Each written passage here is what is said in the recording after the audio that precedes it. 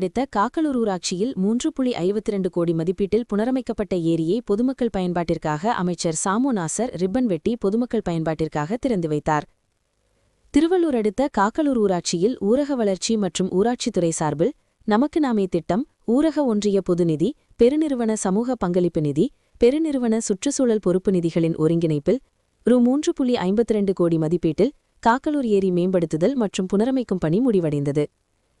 இதனை சிறுபான்மையர் நலன் மற்றும் வெளிநாடு வாழ் தமிழர் நலத்துறை அமைச்சர் ஆவடி சாமு நாசர் ரிப்பன் வெட்டி தொடங்கி வைத்தார்.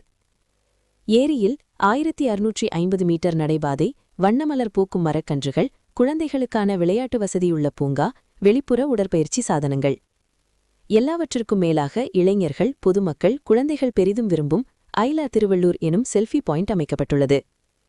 இந்த புனரமைக்கப்பட்ட காக்கலூர் ஏரியை பொதுமக்கள் குடும்பத்துடன் வருகை தந்து ஏரியை சுற்றி பார்த்தும் குழந்தைகள் விளையாடியும் மகிழ்ந்தனர். செய்திகளை உடனுக்குடன் தெரிந்து கொள்ள லைக் பண்ணுங்க, ஷேர் பண்ணுங்க, சப்ஸ்கிரைப் பண்ணுங்க, மறக்காம கமெண்ட் பண்ணுங்க.